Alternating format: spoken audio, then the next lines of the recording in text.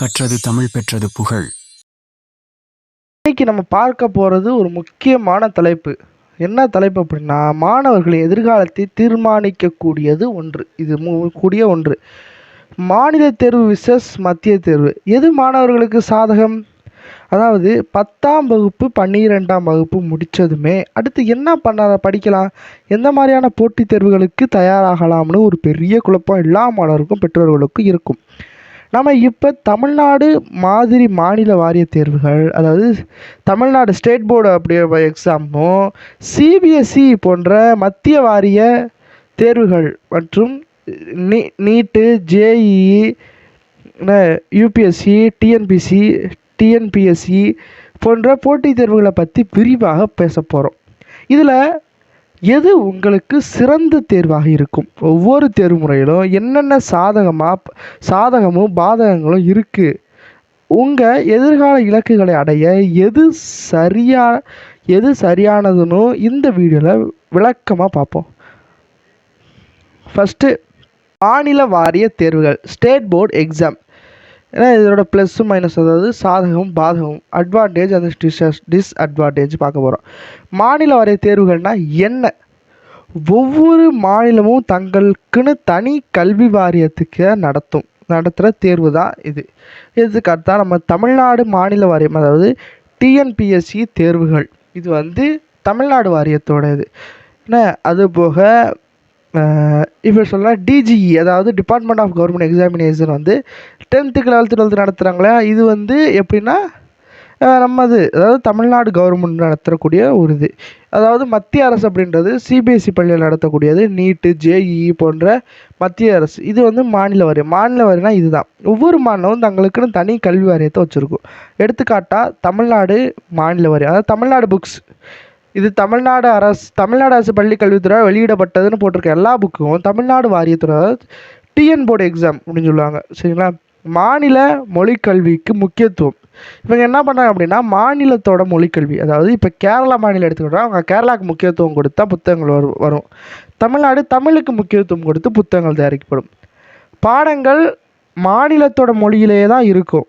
பாடத்திட்டம் அந்தந்த மாநிலத்தின் கலாச்சாரம், வரலாறு, சமூக அமைப்பு ஏற்றவாறு வடிவமைக்கப்படும். ஒவ்வொரு மாநிலத்துக்கு ஏற்ப என்ன செய்வாங்க, அவங்களுடைய கலாச்சாரத்தையும் வரலாறையும் சமூக அமைப்புகளும் சொல்லுவாங்க. இதோட அட்வான்டேஜ் என்ன அப்படின்னா, மொழி வசதி. தமிழ் வழியில் படித்தவர்களுக்கு புரிதல் எளிது. அதாவது எந்த பாடத்தையும் அவங்க என்ன செஞ்சால் தாய்மொழியில் படிக்கிறாங்க, அவங்களோட புரிதல் எளிதாக இருக்கும். பாடத்திட்டத்தின் எளிமை. பொதுவாக சிபிஎஸ்சியை விட பாடத்திட்டம் சற்று எளிமையாக இருக்கும். ஆனால் தற்போது மாநில பாடத்திட்டங்கள் மத்திய பாடத்திட்டங்களுக்கு இணையாக மாற்றப்பட்டு தான் வருகிறது. அதிக மதிப்பெண் வாய்ப்பு. புரிதல் எளிதாக இருப்பதால் மாணவர்கள் எளிதில் அதிக மதிப்பெண்களை பெற முடியும். இது பள்ளி இறுதி மதிப்பெண்களுக்கு நல்லது. அதாவது ஸ்கூலில் படிக்கிறவங்க ஸ்டேட் போர்டில் படிக்கிறது எதுக்கு நல்லது அப்படின்னா, அவங்க தாய்மொழியில் படிக்கிறனால ஒரு நல்ல விஷயம், புரிதல் எளிதாக இருக்கும். இது ஏன் அப்படின்னா, 12th முடிக்கக்கூடிய மாணவர்களுக்கு எளிதில் புரிதல் இருந்தால் மதிப்பெண் அதிகம் கிடைக்கும். அடுத்து அவங்களுக்கு நிறைய வாய்ப்புகள் கிடைக்கிறதுக்கான ஒரு நல்ல திட்டமாக மாநில படிப்பு இருக்குது. மாநில அளவிலான வேலைவாய்ப்புகள், அதாவது டிஎன்பிஎஸ்சி போன்ற மாநில அரசு போட்டித் தேர்வுகளுக்கு நேரடியாக உதவும். அதாவது மாநில சார்பில் நடக்கக்கூடிய அரசு தேர்வுகளுக்கு எளிதான ஒரு சீக்கிரமாக செஞ்சிடலாம், பரீட்சை எழுதுகிற மாதிரி இருக்கும். டிஸ்அட்வான்டேஜ் என்ன அப்படின்னு பார்த்தோம்னா, தேசிய அளவிலான போட்டித் தேர்வுகளுக்கு சவால். தேசிய அளவிலான போட்டித் தேர்வு எழுதுகிற கஷ்டம். நீட், ஜேஇஇ போன்ற மத்திய அரசு போட்டித் தேர்வுகளின் பாடத்திட்டம் சிபிஎஸ்சி பாடத்திட்டத்தை அடிப்படையாக கொண்டிருப்பதால் மாநில வாரிய மாணவர்கள் கூடுதல் முயற்சி எடுக்க வேண்டும். கல்வி நிறுவனங்களில் போட்டி. சில உயர்தர மத்திய அரசு கல்வி நிறுவனங்களில் சேரும்போது சிபிஎஸ்சி மாணவர்களுடன் போட்டி போடுவது கடினமாக இருக்கலாம். அறிவின் ஆழமும் குறைவு. சில சமயங்களில், அதாவது சில வேளைகளில் மத்திய வாரிய பாடத்திட்டத்தை விட ஆழமான கருத்துக்கள் குறைவாக இருக்கலாம். எப்படி சொல்கிறது அப்படின்னா, சில நேரத்தில் சொல்லியிருக்காங்க, அதாவது முக்கியமாக போடலை, சில நேரங்கள், அதாவது நம்ம ஸ்டேட் போர்டோட புக்கோடையில் இருக்கக்கூடிய கருத்துக்கள் சென்ட்ரல் போர்டோட புக்கை விட கம்மியாக இருக்கலாம் அப்படின்னு போட்டிருக்காங்க. இந்த மாதிரி எனக்கு தெரியலை. ஏன்னா சிபிஎஸ்சி, அதாவது நீங்கள் இப்போ நீட் எடுக்கிறீங்க அப்படின்னா திரும்ப நீங்கள் என்ன செய்யணும், சிபிஎஸ்சி புக்கை 1ஆப்லேருந்து 12th வரைக்கும் படிக்கணும். புக்கை திரும்ப படிக்கணும். ஆல்ரெடி ஸ்டேட் போர்டை படிச்சிருப்பேன், அதாவது தமிழ்நாடு கவர்மெண்ட்டோட படிச்சிருப்பேன். திரும்ப central board of secondary school exam அதையும் புக்கையும் திரும்ப எடுத்து படிக்கணும். அப்போ நீட்டுக்கு நீ வந்து திரும்ப என்ன செய்யணும், ரெடி ஆகணும். சரி, இப்போ மத்திய வாரியத்தை பார்க்கலாம். மத்திய வாரிய தேர்வுகள் சிபிஎஸ்சி, ஐசிஎஸ்இ, அதாவது ப்ளஸ் ஆர் மைனஸ். மத்திய வாரிய தேர்வுகள்னா என்ன? மத்திய அரசின் கீழ் இயங்கும் கல்வி வாரியங்கள், எடுத்துக்காட்டாக CBSE central board of secondary education, ஐசிபிஎஸ்சி Indian certificate of secondary education. நாடு முழுவதும் ஒரே மாதிரியான பாடத்திட்டம், ஆங்கில கல்விக்கு முக்கியத்துவம். இவங்களை பொறுத்தளவு ஆங்கில கல்வி வழியத்து முக்கியத்துவம் கொடுக்க சொன்னாங்க. ஆனால் இந்த சிபிஎஸ்சி பாடத்திட்டம் லோட்டஸ் ஆட்சிக்கு பிறகு, அதாவது லோட்டஸ் கட்சியோட ஆட்சிக்கு பிறகு ஹிந்திக்கு அதிகமான முக்கியத்துவம் கொடுக்கறதாக அதாவது என்னை பொறுத்தளவு தெரிகிறது. ஆனால் இங்கே கொடுக்கப்பட்ட அளவுக்கு ஆங்கில வழி கல்வியை ஆதரிப்பதாக சொல்கிறாங்க. அது எனக்கு தெரியல. ஏன்னா நம்ம ஸ்டேட் போர்டுமே இங்கிலீஷ் மீடியம் கொண்டு வந்துட்டாங்க. நிறைய கவர்மெண்ட் ஸ்கூலில் இங்கிலீஷ் மீடியம் இருக்குது. ஏன்னா அதை பொறுத்து இன்னும் ஆப்ஷனல் நீங்கள் என்ன சொல்லலாம்னா உருது இருக்குது, தெலுங்கு இருக்குது, மலையாளம் இருக்குது, என்ன நிறையா ஃப்ரெண்ட்ஸ் இருக்குது, எத்தனையோ ஆப்ஷனல் லாங்குவேஜஸ் இருக்குது. ஏன்னா அது கவர்மெண்ட் ஸ்கூல்ஸ்லேயுமே இருக்குது. இதை பற்றி எனக்கு சரியாக தெரியலை. சாதகங்கள், இப்போ மத்திய வாரியம் தான் இருக்கும். சாதகங்கள், அட்வான்டேஜ் என்ன அப்படின்னா தேசிய அளவிலான போட்டித் தேர்வுகளுக்கு தயாராக இருக்கலாம். அதாவது நீட், ஜேஇ போன்ற போட்டித் தேர்வுகளில் பாடத்திட்டத்தை நேரடியாக பயிற்றுவதால் போட்டித் தேர்வுகளுக்கு தயாராவது எளிது. உயர்தர கல்வி நிறுவனங்களில் எளிதாக பதியலாம். நாடு முழுவதும் உள்ள ஐஐடி, ஏஐஎம்எஸ் போன்ற உயர்தர நிறுவனங்களில் சேரும்போது எளிதாக இருக்கும். அதாவது சென்ட்ரல் போர்டு வந்து இந்த மாதிரியான பெரிய ஸ்கூல்ஸில் விரும்ப மாட்டாங்க. ஸ்டேட் போர்டை தான் விரும்ப மாட்டாங்க, சென்ட்ரல் போர்டை தான் விரும்புவாங்க. ஏன் அது ஒரே மாதிரி இருக்குன்னா சொல்ல முடியாது. ஏன்னா நிறைய அதாவது தமிழ்நாடு போன்ற மாநிலங்கள் வந்து சிபிஎஸ்சி என்ன செஞ்சுக்கல, கவர்மெண்ட் ஸ்கூல்ஸில் வாங்கலை. ஆனால் சிபிஎஸ்சி அந்த கேந்திரிய வித்தியாசாலை அது நடக்குது.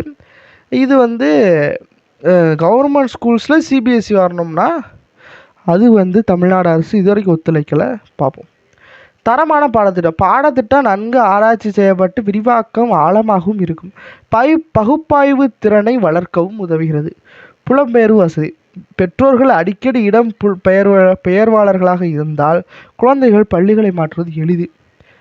அதாவது அடிக்கடி எங்கெங்கே மாறிக்கிட்டே இருக்காங்களா இருந்தால் நீங்கள் என்ன சிபிஎஸ்சி ஸ்கூலில் இருந்தால் சீக்கிரம் மாறிக்கலாம். அதனால் எளிதாக மாற்றம் இருக்கும். ஆனால் ஸ்டேட் போர்டில் அப்படி கிடையாது.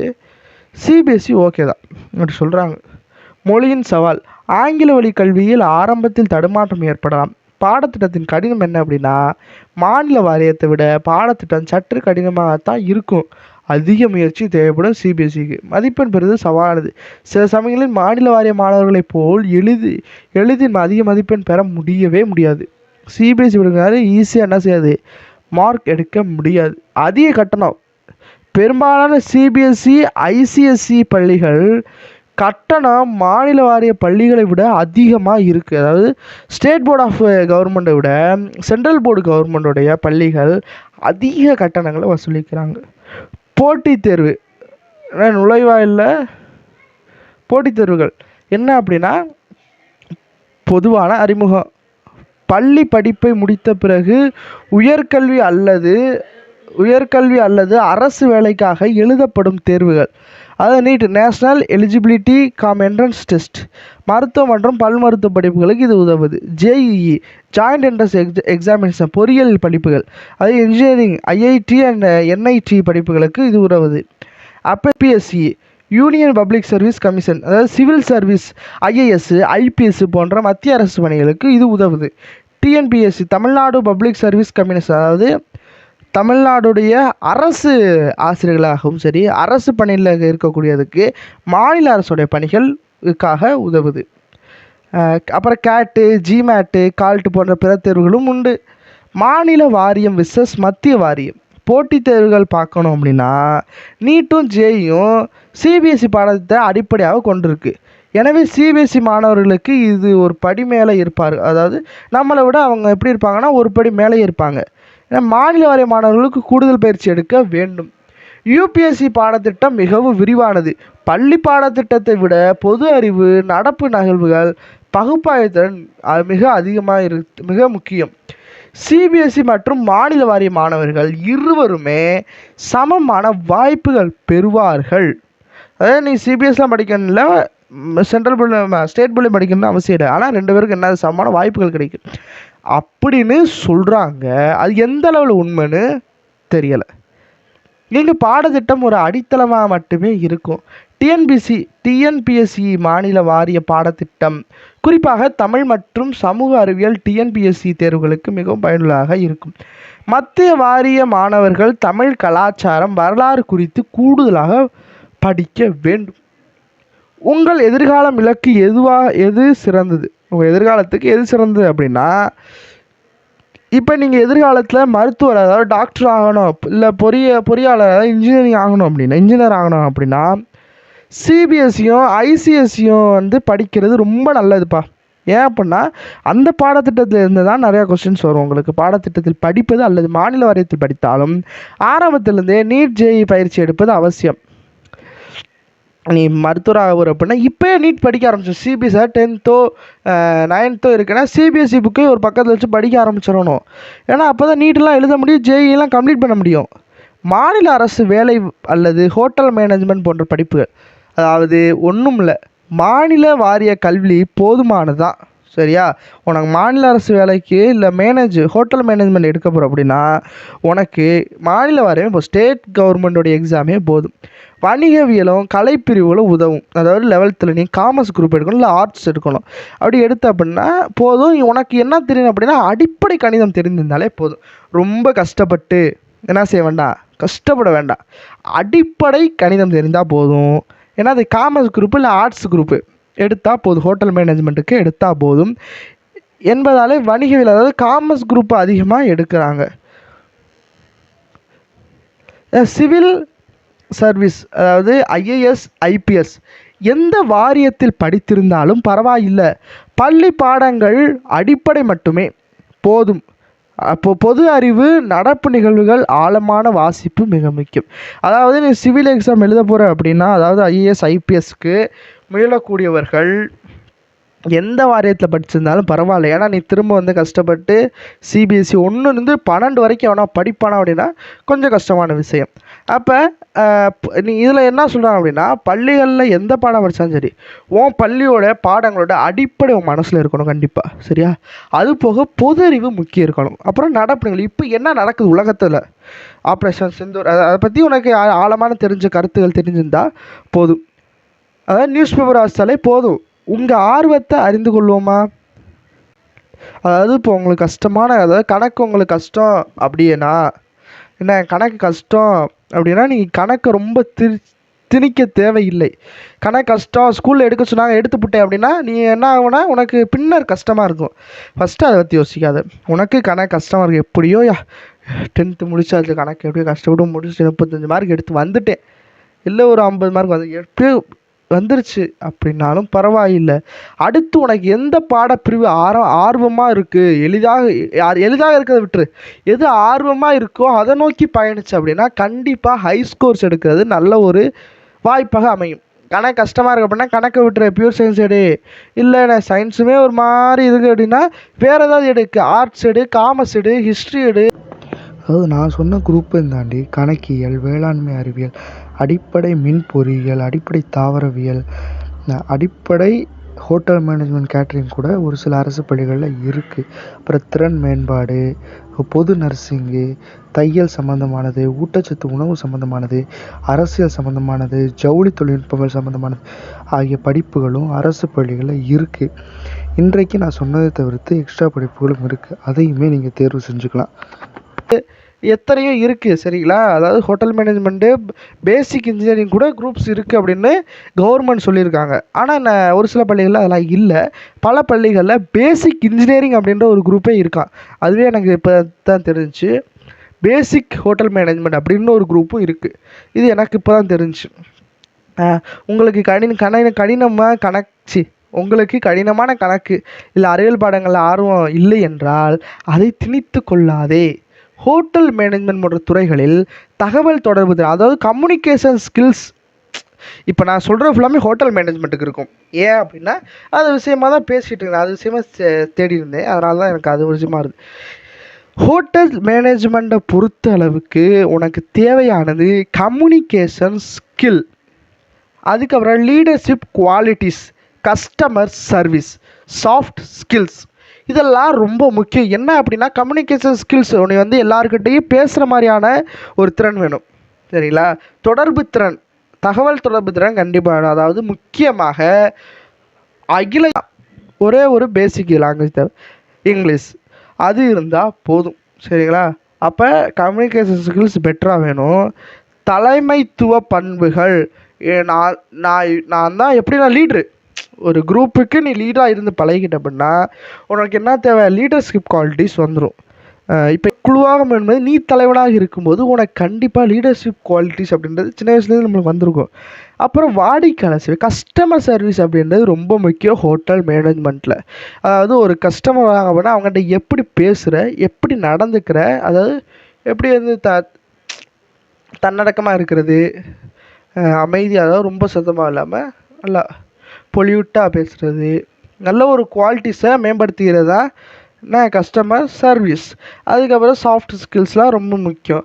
இவை இந்த வாரியத்திலும் பொதுவாக கற்றுக்கொள்ளப்படுவதில்லை. நீ தான் வளர்த்துக்கொள்ள வேண்டும். அதாவது இது எந்த வாரியத்தில் கற்றுக்கொடுக்கல தம்பி, சரியா? இது எந்த வாரியத்தில் இல்லை. அதாவது எப்படி சொல்லணும்னா சென்ட்ரல் போர்டில் கற்றுக்கணுமா, சிபிஎஸ்சி போகணுமா நான் ஸ்கூலுக்கு அப்படின்னா கிடையாது, ஸ்டேட் போர்டு போகணுமானா கிடையாது. இதை வந்து நீ தான் வளர்த்துக்கணும். Communication skills, leadership qualities, customer service, soft skills, இது மூணத்தையும் நீ உன்னுடைய தனித்துவ அனுபவத்தால் என்ன செய்யணும், கற்றுக்கணும். மாநில வாரியத்தில் படித்து அதிக மதிப்பெண் பெற்று நீ விரும்பும் ஹோட்டல் மேனேஜ்மெண்ட் கோர்ஸுக்கு விண்ணப்பிப்பது எளிதாக இருக்கும். அதாவது நீ ஸ்டேட் போர்டில் படிக்கிற ஹோட்டல் மேனேஜ்மெண்ட் அது எளிதாக இருக்கலாம். சரி, இப்போ நம்ம அவுட்ரோக்கு வரோம். நான் ஒரு தெளிவான புரிதல் வந்து கிடைத்திருக்கும் நினைக்கிறேன். மாநில வாரியமாக அல்லது மத்திய வாரியமானு முடிவு செய்கிறதுக்கு முன்னாடி உங்களுடைய ஆர்வங்கள், திறமைகள், எதிர்கால லட்சியங்கள் போன்ற பொருளாதார நிலை ஆகியவற்றை கருத்தில் கொள்ளுங்கள்.